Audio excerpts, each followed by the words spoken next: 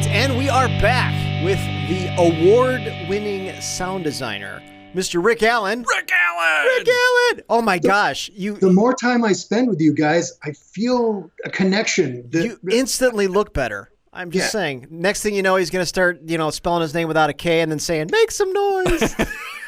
but I want to talk about this good book. Make some noise. And the only reason I want to talk about this book is selfishly, I'm in there. That's right. You have a blurb in there. You actually thought enough of me to ask me to say something about the book, I'm sorry, I'm taking off my soul patch. Oh. This book is awesome. It really is. I would give that to anybody, any youngster that was interested in audio. I think it's a great place to start. It really is. So, touche for writing that one, following up the main Bible with this one. Oh, well, thanks. I appreciate it. The fun, for me, the most fun about that book was that my son Sean wrote a paragraph at the end of each chapter to kind of give his take as a teenager on what I was talking about, because the book is specifically for teens. It's really for anybody that wants to record with a handheld recorder. But at any rate, so we did the photo shoot for the cover, because that's him on the cover. And by the time the book got published and came out, which was only a year, he grew like 9 feet. Yeah, well, and so he doesn't even look like that. So when the book came out, I'm like, oh my gosh, this looked like we shot it like 5 years ago. Yeah, he's 12 feet tall. Oh my gosh, he's got pounds. A solid 6 inches on me now. And I'll tell you, I was proud of myself. I built a Lego version of the Capitol Record Studio, the building, and I was all proud of that until you happened to post the stuff that he does, and I'm like, oh man, I gave up. It was like he's incredible with the stuff he does, the karate. All of his interests are. He is so good at everything he does. I hate his guts. He's always showing me up, and but we have a room. It's called the Lego room, and it's literally what you could imagine the chop shop would be if it was just nothing but Legos. It's just like bins and bins of all this kind of Lego stuff. And so they just started a new reality show called Lego Masters. And essentially, it's like Cake Boss, but with Lego. Right. So it's a reality show where there's competition, and they have these teams, and we were watching it, and they have this a father-son team, and he and I were talking about it'd be great if we could go on the show together. And he just kind of smiled. He goes, "You realize you would just basically spend the entire show getting me parts?" I'm like, "Yeah, pretty much," because anytime I would help him growing up, that was the running joke: is, "Hey son, can I build Lego with you?" And he would just literally hand me a list and go, "Yeah, go get me all of these parts," and I would have to spend like hours on end digging through bins looking for like this one piece. He's got like tens, hundreds of thousands of Lego, and he'd go, "Listen, Dad, I need 3 of these. I only have 5 of them though, so good luck." And I would spend like 2 days searching for it, and then by the time I would find the piece, he'd be like, "Oh no, I don't even need it now. I just went on to something else." So after a while, I'm like, you know what? Why don't you just build Lego on your own, and if you need help, just come and get me. There's a sucker born every minute. And I was that sucker. Yeah. Do you ever walk barefoot through the Lego room? Nope. I have learned that lesson. I wear combat boots when I'm anywhere near the Lego room. That hasn't happened to me in probably 3 decades, and I still feel the pain when you mention that. Oh, absolutely. Stepping on Lego. Yeah. Lego. Yep. One of the rugs that we have in the living room is it's not like shag carpet, but it's kind of like it. It's got really long strands. That's shag carpet. Well, then it's shag. And let me tell you something. Those little small Lego pieces can easily hide in. So every now and then I'll be walking through the living room and bang! Yep, I step on it and yeah. Great story. It's a great story. The sounds that I make, I can't say on the air. Yeah, it's a lot of 1K tone beeps.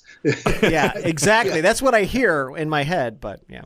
Well, when we're talking about helping young up and coming people learn to record and techniques, I do want to pass along to young experimenters that are so excited that they don't necessarily think safety, and just a little bit of a safe mic technique.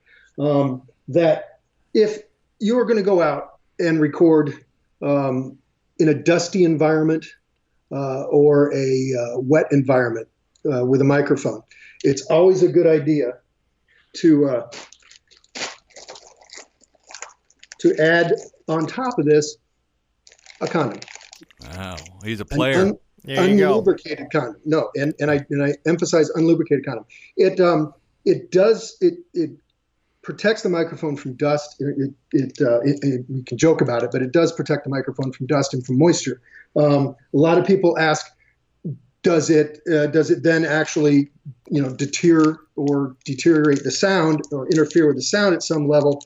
And I think, while keeping the show PG, if you say that it's still from a safety factor, it's still thin enough where it does protect the microphone and doesn't interfere with the high-end frequencies that much. Not to judging whether to save your microphone or have a little bit of effect on there.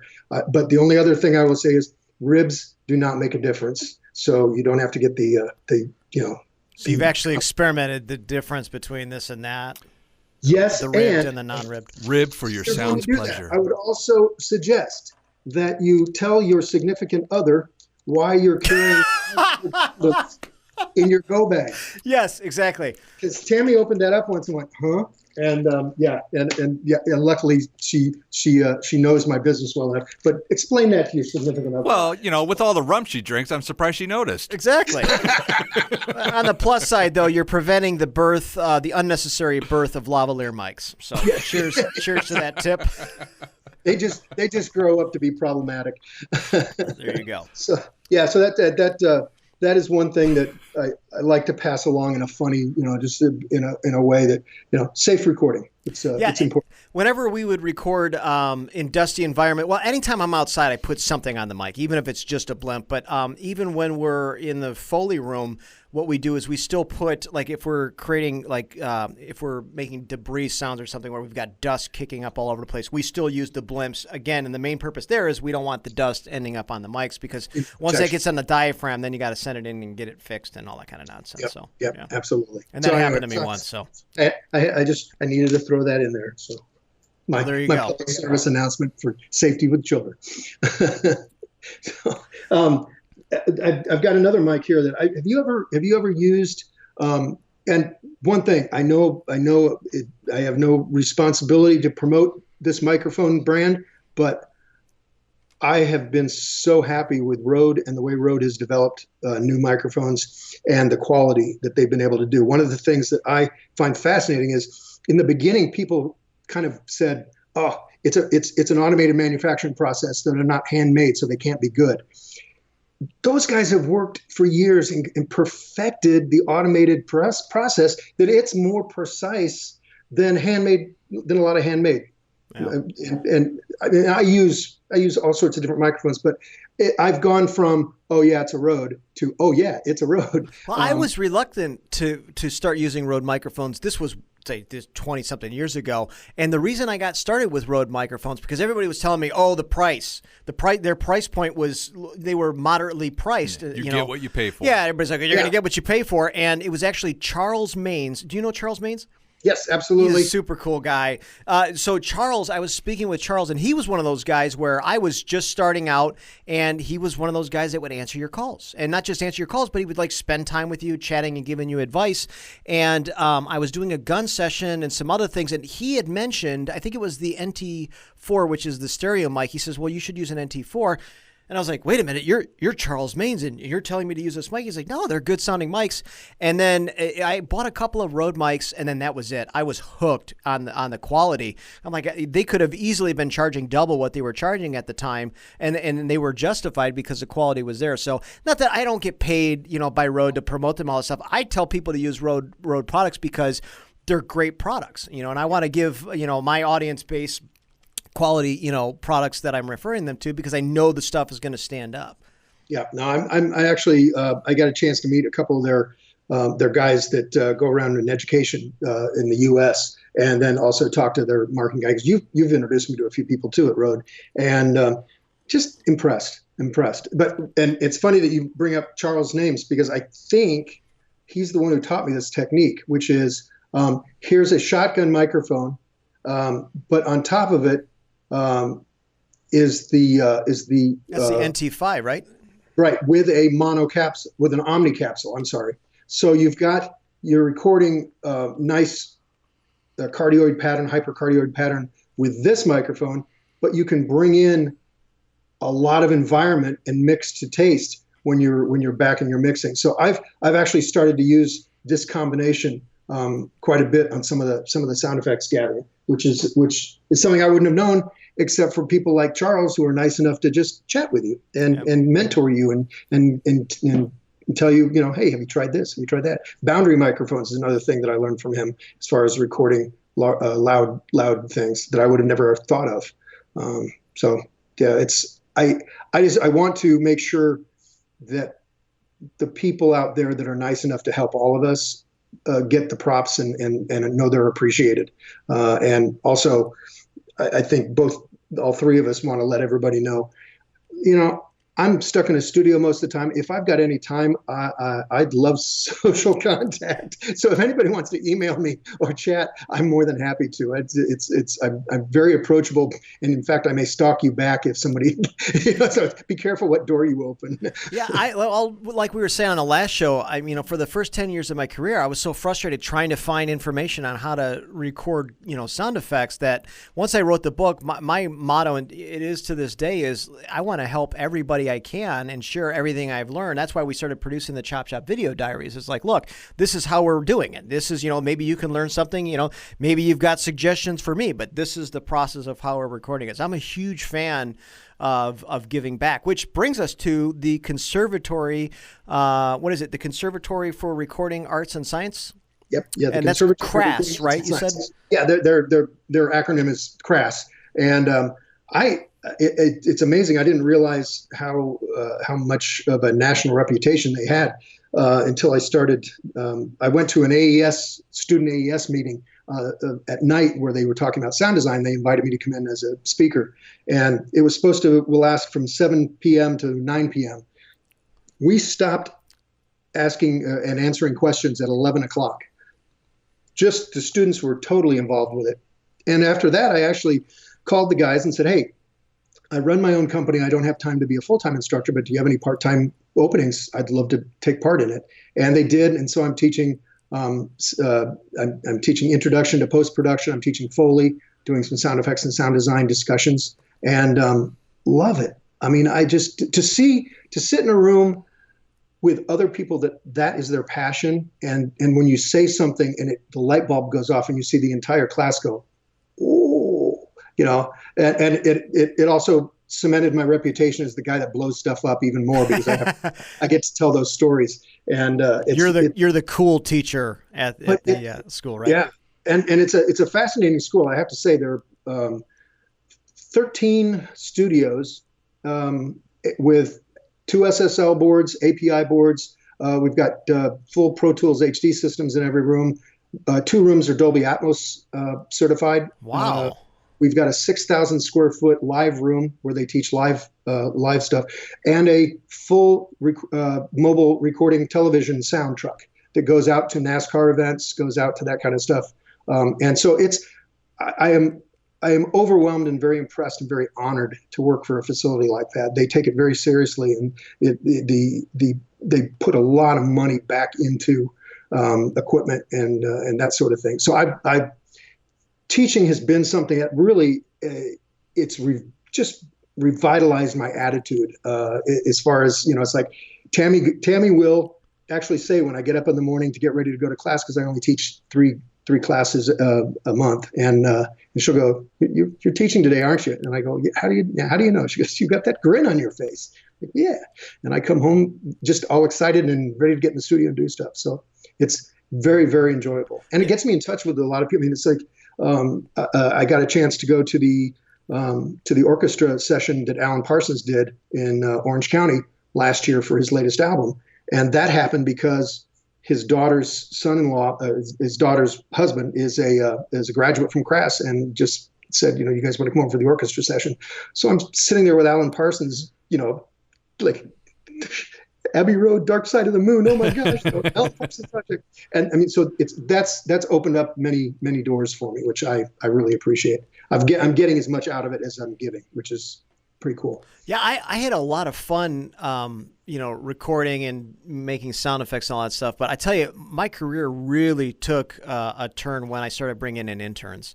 It made it so much more fun and so much more entertaining, and you're giving back. And so there's this, back and forth that you have with the people that you're teaching. It just kind of inspires you to become something more, And they have the enthusiasm. I mean, you and I have both broken glass in the studio a million times. So it's fun, but it is what it is. We've done it. To have 6 guys come out from the school on a weekend because they're bugging me, going, "Come on, you're going to do this, aren't you?" And maybe. I was like, yeah. And then finally they get me off my rear end. Yep. They come there, and at the end of the day, they're shoveling up all these shards of glass and vacuuming, cleaning pristine, and wiping off all the mic cables. And I'm feeling guilty, and I say something, go, we haven't had this much fun in so long. And I'm like going, wow, how cool. Things that become routine to us in our career, to be able to let somebody experience that and get the help at the same time. I mean, I'm getting a little too old to lean over and sweep up all that kind of stuff. Well, but after your sock incident, you got to be careful. Yeah.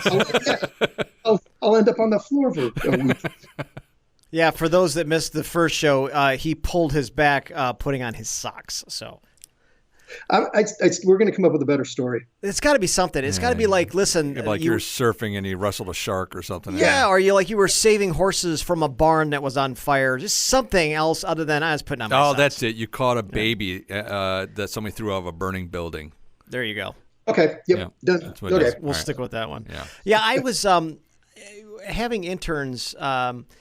They make you appreciate what you take for granted. Because they see it from a fresh and new perspective. And for me, it was, first off, I've yet to have an intern that didn't know something that I didn't know. So for me, I was just like, oh my gosh, I didn't know that, you're doing it wrong, Mr. Rick. Oh, I didn't even think about it that way, So they challenged me that way. Do they call you Mr. Rick? They called me Mr. Rick because, they wanted to call me Mr. Veers. I said, no. Hold on. Slow down. That's my dad.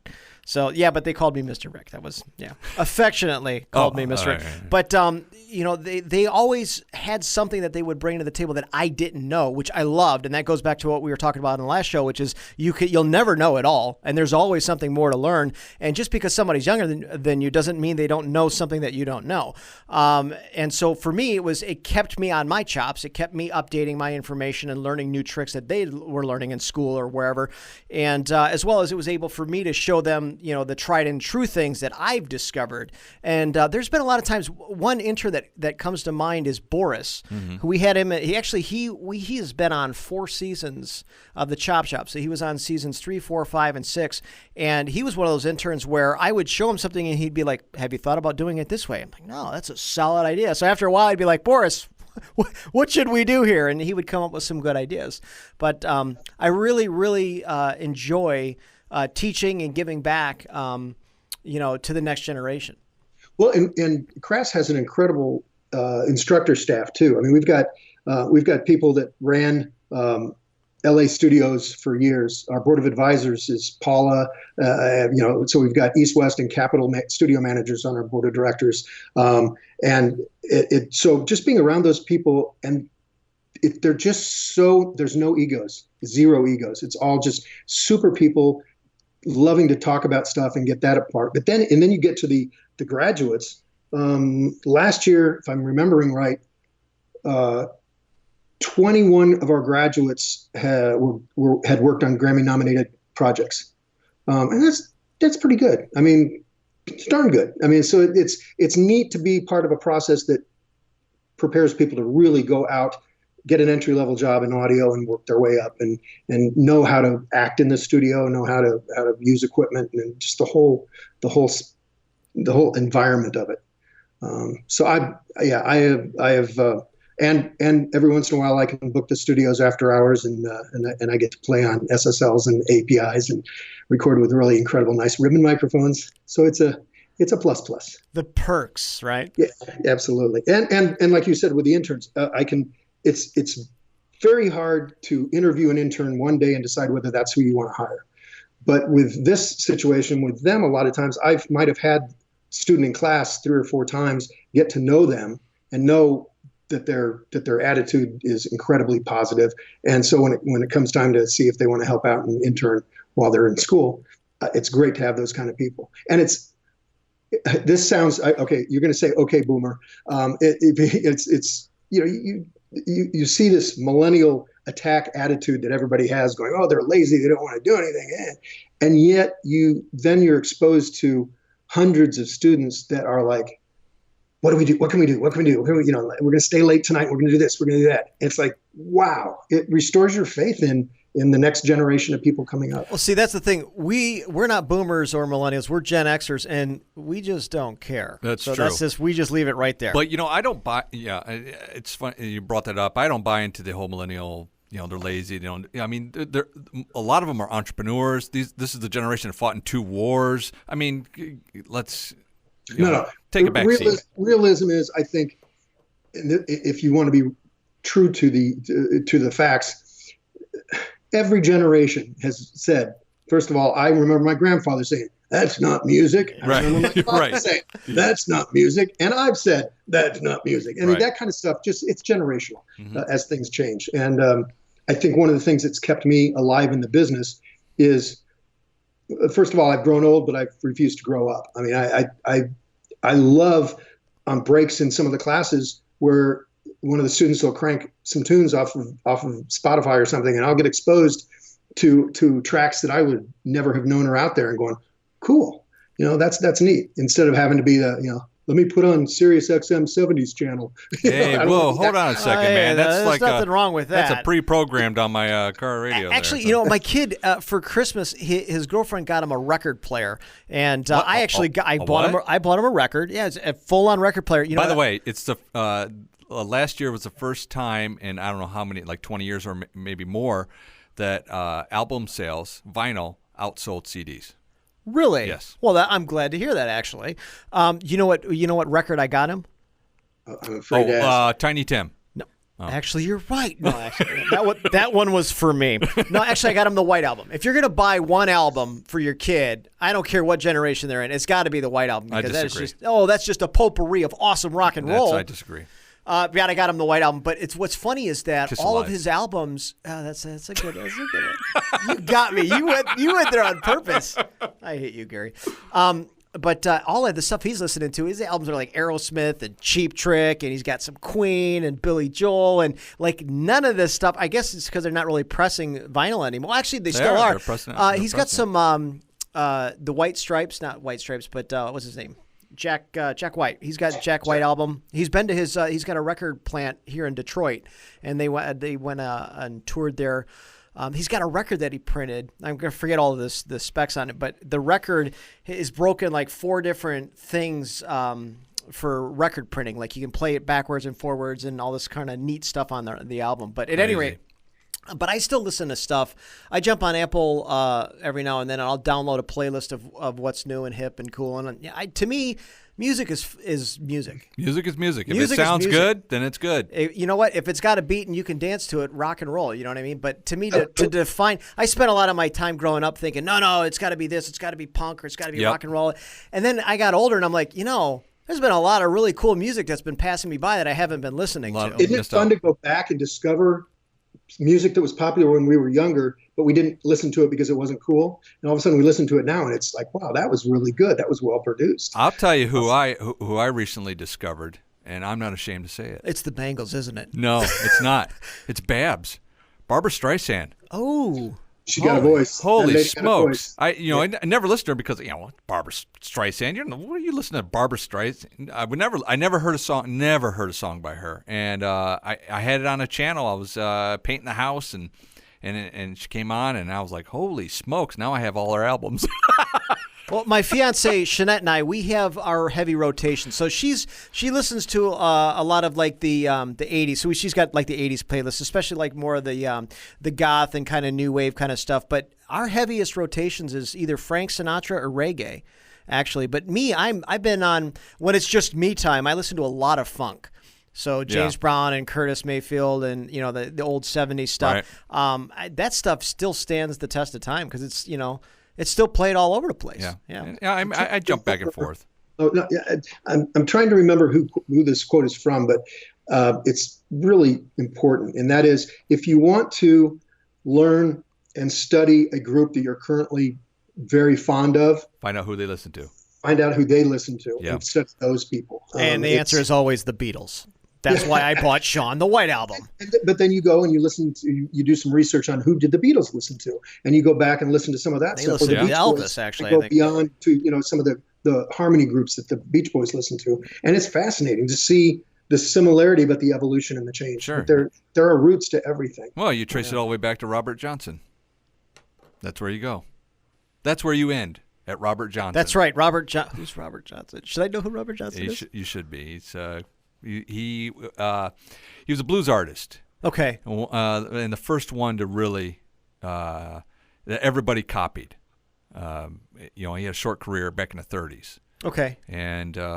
But nobody heard of him until like the 60s, except for the blues artists that were really coming up during the 50s that were really popular. Was he the guy that disappeared for a while and came back and was an incredible guitar player? And they almost sex. Oh, you know what? You told me about him before, and I started listening to a bunch of his stuff. Yeah. I do remember you mentioning him. Yeah. But one of the things, speaking of keeping the education alive, that I'm super excited about, and I am going to take a little time to push this because I think it's very important. Just this year, I got asked to join the board of advisors for the Bob Moog Foundation, and besides just being giggling, sitting in a room next to Jeff Porcaro and those people like that, going, why am I on this board? This is so cool. But one of the things that foundation is doing is they have Dr. Bob's Music School for elementary school children, and it's up to STEAM standards, which is the school standards for music education. And it's an incredible immersive program that they're trying to raise money for. And so if anybody feels philanthropic, that the Bob Moog Foundation can definitely use some help. They're raffling off a mini Moog that Herbie Hancock signed right now. So they do stuff like that. But it all goes to some really good causes. So I'm just excited about that. I have a very short, pointless Herbie Hancock story, but I have to share it. I was in L.A. What was I before? It was a NAMM show, and I was with Frank Serafini, and he got invited to Herbie's. He was having like a private party at his bungalow. He invited you? And so I tagged along. Hey, Rick. That's what he said. I said, absolutely, Frank. And so we ended up at Herbie's bungalow. Yeah. Yep. That's the end of the story, but it was still, it's like. Did you meet Herbie Hancock? Yes, I did. Okay. It was his bungalow. It was a small bungalow. So, but he was mixing something in 5 to 1, if I remember right. But I'm like, oh my gosh, there's Herbie Hancock. Yeah. Wow. I'm betting it was a margarita, mixing the margarita. No, this was actually music. And NAMM is so important. I mean, it's one of the things you and I spent some time there, but that was my favorite NAMM story that also does involve Moog was Eric Larson, who you know, was the marketing director at Tascam, and he and I are in the Moog booth when they released the new big modular System 55 re-releases. And we're in there, and behind us we hear the riff to Lucky Man, Emerson, Lake and Palmer. Literally, we both looked at each other and went, who's an idiot enough to have the cojones to play that riff in this place? And we turn around, and there's Keith Emerson. And it's like, he's got every right in the world to play that song, And it was neat because Eric's gregarious. I'm shy, and Eric pulled us along and got us to talk to Keith, and then Keith passed away not that long after that. So it was it's one of those situations where take advantage of those crazy opportunities. Absolutely. Eric Larson is the party connector. He's the guy you want to go to if you don't know anybody, because he's just Mr. Sunshine. He can introduce anybody to anybody. We're going to have him on the show, by the way. No, we're not. Oh, yes, we are. Wow, we'll see about that. I'm going to watch that one. That's going to be the best 4 hours and 2 hours you've ever had. You cram so much stuff into one thing. But he knows what he's talking about. I mean, the guy is just a genius at so many things. And so personable. I mean, he's a nice guy, and he connects people that will help each other. I mean, there's never an ulterior motive. It's because, hey, you should have talked to this guy. And it's like, wow, it's always a party with. In fact, he's how you and I met. I was just gonna say, Eric introduced you and I, yeah. And he's also the guy who told us about the Tiki Bar. Yes. In fact, he's the guy who recommended the Chinese restaurant. You know what? We're not having Eric on the show. I told you. At all. I told you. Just don't let him order lunch for the show. That's I think it's funny. We had our last guest on our other show. Last show was Chris Curran. No, it wasn't. Yes, it was. Oh yeah, it was. I hate you. And we were talking to him. So Chris is a podcast genius. He owns the Podcast Engineering School, and he loves our podcast. Yes, he does. By the way, so he has good taste. Yes. We've got that going for us, which is nice. But one of the things that we were talking about was we asked him, hey, have you ever done a show in your pajamas? And we kind of, he's like, everybody always asks me that. And right before the show today, I got a text. I got a text from Rick, and he says, can I be naked on the show? And I said, I am. And so there we go. And thank goodness for all our viewers, we put clothes on. Well, we're clothed from the waist. Or at least, yeah. For all we know, you're wearing your pajama bottoms. Is that what that smell is? Yeah.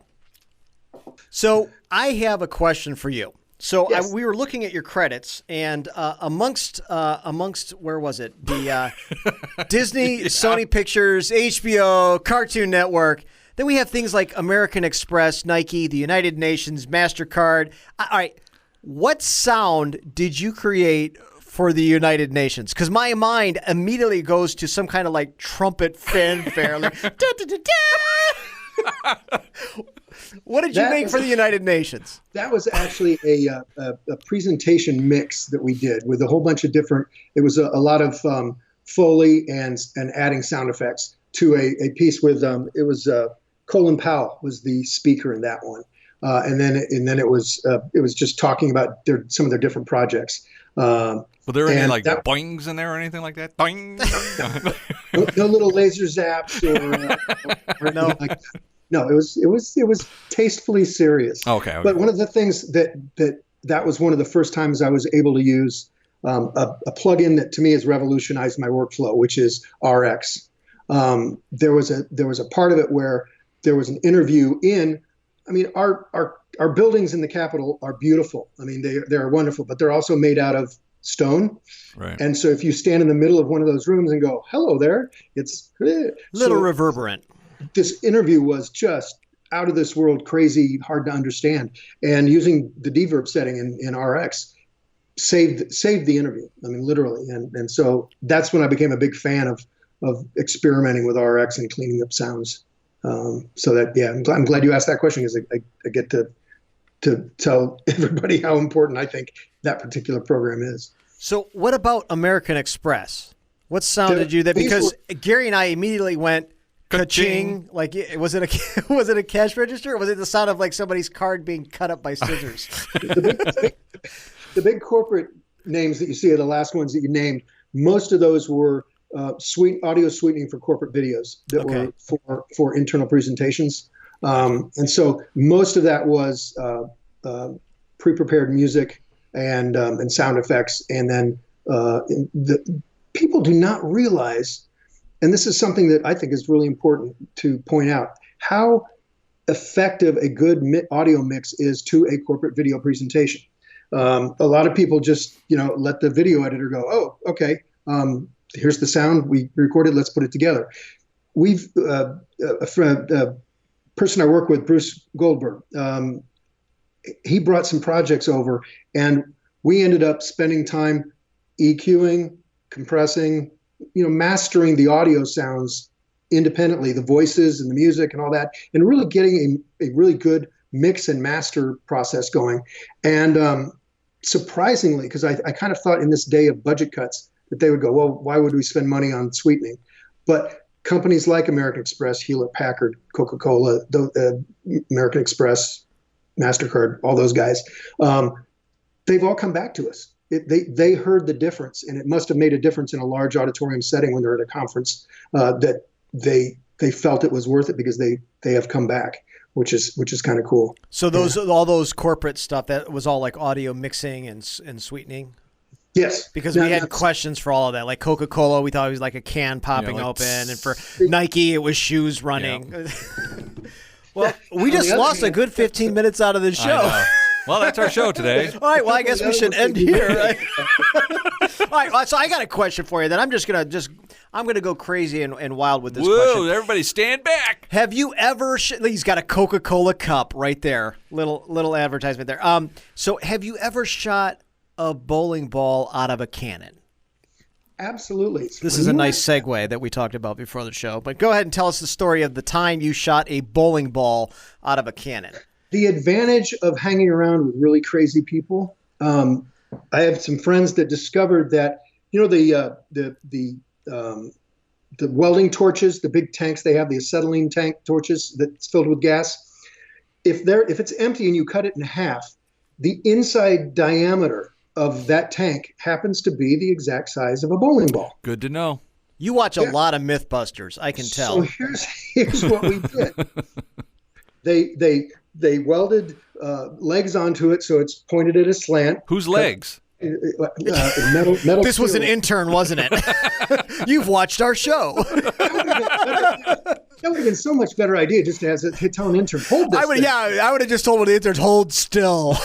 But drilled a hole in the bottom of it, put some cannon fuse in there, drop some black powder in the thing, a little baggie of diesel fuel, and drilled holes in the bowling ball and put some magnesium scrapings in there, and lit that guy. And you're wondering why you're on the FBI watch list. Most definitely. But one of the cutest thing was there was actually a 4th of July get together out in the small ranch that is one of our friends. It's about 60 acres, so we didn't have a problem shooting this off. But we had some partiers there, and so we said, okay, one of the times Ric's going to record this for a sound effect. So this one time we do it, please everybody be quiet. Your first reaction is going to be go, ooh, so please suppress that reaction and be quiet for a long time afterwards too. So we explained the process. And I didn't have an intern with me, but I did have a wife with me. So Tammy became my assistant. Was she drinking rum? Was there rum involved? Well, let me just say Tammy was there. Oh. I've met Tammy. I understand what he means by that. Yeah. Okay. So the fuse is lit. The ball goes flying up in the air, and one of the person's dogs goes chasing the bowling ball, which is 300 feet in the air. And Tammy then, after we're telling everyone else to be very quiet, just let an F-bomb fly. and she looks at me, and I give her this look, like, I told you to be quiet. And she just breaks down in tears. Another story of where RX is amazing. RX saved my marriage at that point because I was able to remove her from that particular. The tears, her crying, or the F-bomb? And is there an F-bomb setting? Because I need to be aware of that. So she was an incredibly great trooper on that one. She took a hit for the team as far as my dirty looks goes, but we saved it. So there you go. That went well. Wait, hold on though. Don't leave us hanging. What happened to the dog? Because you said it went chasing after the bowling ball. In my mind, it was actually running through the air. The good news is was the chain attached to the ball. It was what? Slower dog. It was a slower dog, and it didn't make it because that bowling ball. I mean, it went forever. Do you have any idea where you were shooting it toward? Like, do you know where it landed? Yeah, we had to go find it because they love to reshoot. I mean, we shot probably 20 times, but it was a big, huge open field, and that's one of the things that, luckily, being in Arizona, we can find areas like recording some of the explosions and some of the gunshots. I can do my scouting, and I can find places that have a kind of bold, hilly area that's both safe and sound reflective. So I've got 4 or 5 different places based on what kind of sound I want to get from the explosion of the bullets, which is pretty lucky. That's not easy to do in an urban environment. To find a place. Usually you're at a shooting range or something like that, and we're actually going out into the desert and the hills and the mountains and being able to do that. And so we don't have anything like that here in Detroit. And so if we want to go, luckily I'm on the very north part of Detroit. So you go like a couple of miles north of where I live, and there's nothing. It's getting built up more and more now as years go by, but you still have to deal with birds and insects and things like that. So if we want to do crazy stuff outside, we have to wait until it's freezing, until there's like snow on the ground, and then we can get quiet places to record. Incredible point. That I'm glad you brought this up, because until you have headphones on and you're recording something, you never have the concept of how noisy the world is. It's a very noisy world. Yep. The average person can go, well, this is nice and quiet, until you go, no, it's not. I did a sound effects collection of the Tesla car sound effects. And one of the things we did was one weekend we were just driving on gravel and dirt roads and just recording tire sounds and drive-bys and turns and things like that. And we went out to a place that I really thought was quiet. And as soon as we got ready and set up to record, some motorcycle went down a road 2 miles down there, and you'd hear that.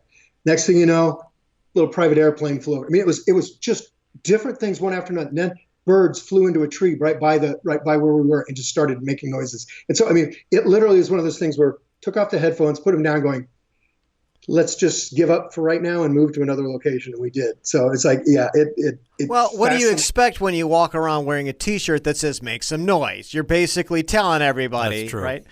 I always say that. I always say, make some noise unless I'm recording. Then be really quiet. Yeah, please be quiet. Please be quiet. I should have changed my slogan to "Please be quiet." Yeah. Have you guys had a chance to experiment with impulse responses for convolution reverb? Not creating our own, but I have used them. Is that a Star Trek episode? It is. Yes, it is actually.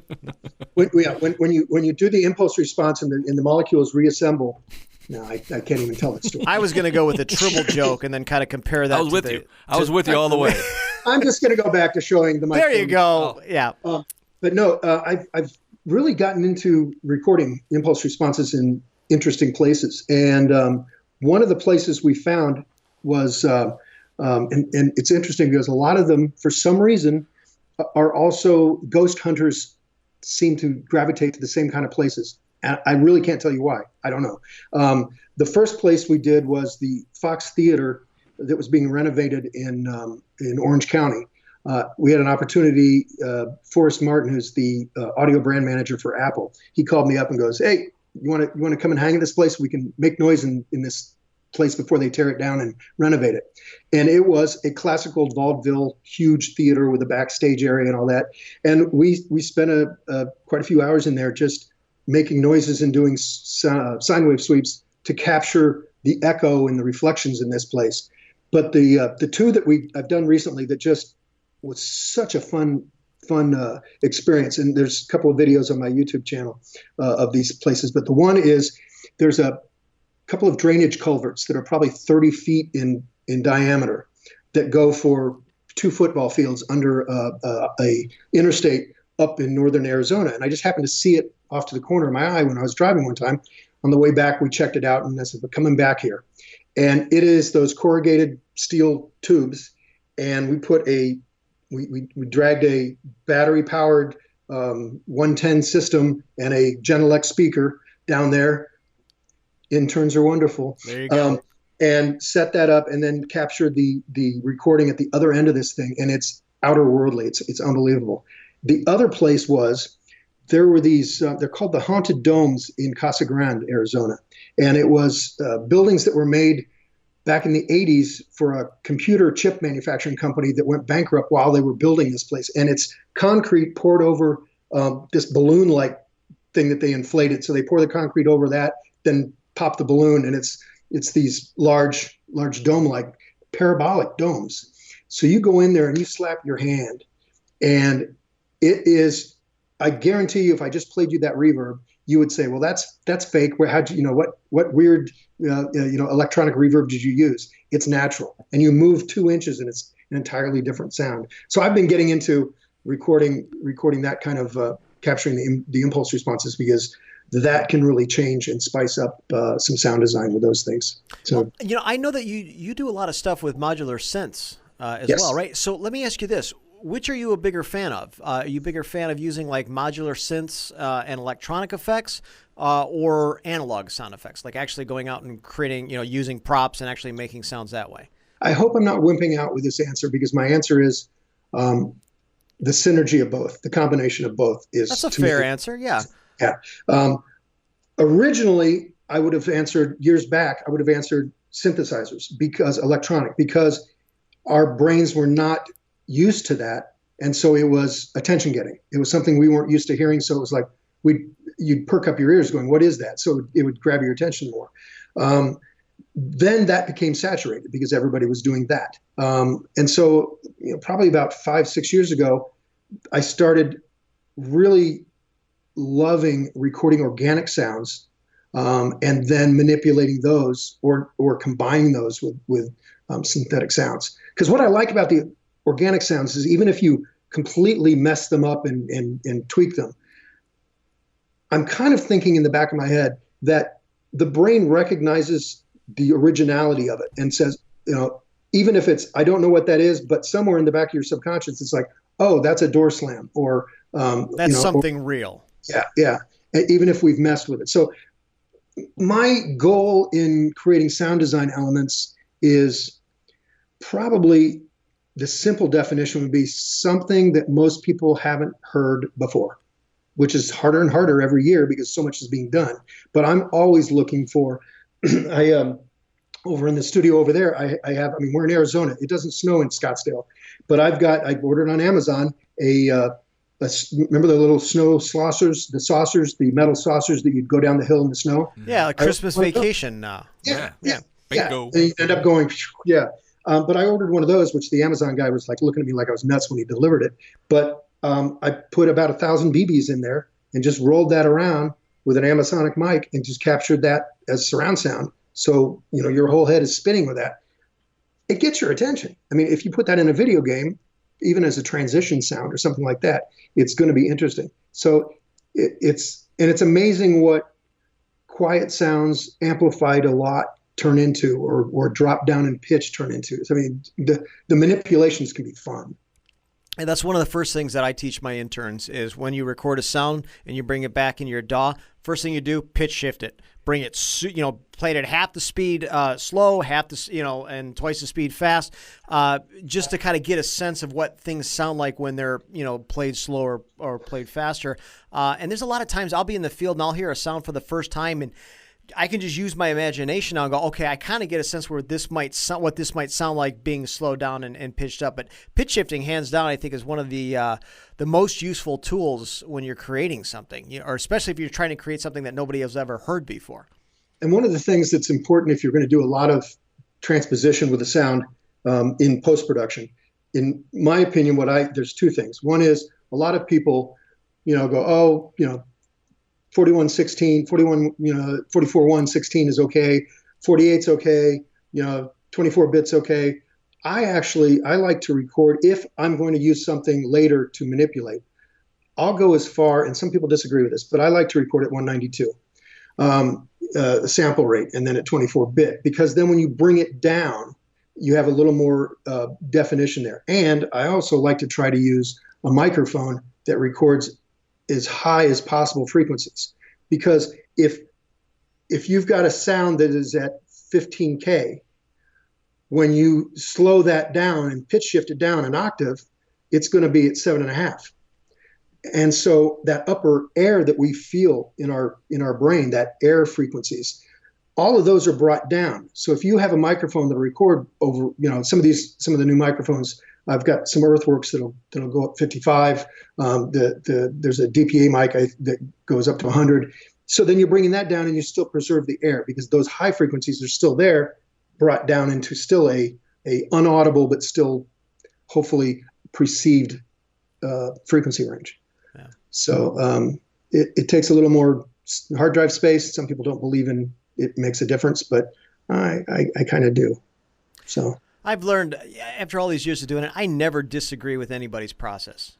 Do what you want and do it however you want to do it. At the end of the day, your results might not be desirable, but you never disagree with anybody's process. I always say try, experiment, go crazy, do something backwards on purpose, do something completely different and see what you get. Because to me, that's the final frontier, right, is doing something that nobody else has done. Because like you said, the market is so saturated. There's so many libraries and so many sounds that have been recorded. Right. The only place to go is to deliberately do something the wrong way and see what you get.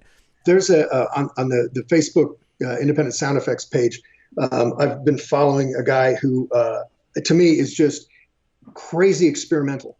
He actually took a violin bow and bowed the needles on a cactus and did an entire library of this. And it sounds amazing. I mean, it's like, I would have never, ever, ever guessed that you'd get that sound by doing that. But how cool to be walking along and think that idea. I mean, I was out walking the dogs one day and I looked at the barbed wire fence that went around this one cattle property, horse property. And I came back with a contact mic and a violin bow and recorded bowing the barbed wire fence. And it's like just stupid, not stupid, crazy adventure ideas. I had a buddy asked me the other day a question like, what would happen if you did this, this, and this? And I have a new philosophy now, which was I replied, hold my beer. Let's find out. Yeah, there you go. Yeah, so let's try it. The worst that can happen is, ooh, that sucked. Let's move on to the next thing. So, has there been anything that that you've done that has changed your approach to sound effects drastically? Like you had mentioned using things like contact mics. Is there like a new process that you're all about that you've discovered recently? Contact mics is one of them. The other is I like experimenting with mid-side recordings. I'm not sold much. There's still a little bit of noise floor involved in just the philosophy of MS recording, but it does give you the ability to fold things in. Because one of the things that I had not been involved much in film sound effects early in my career, and so everything I recorded, I always thought stereo is better.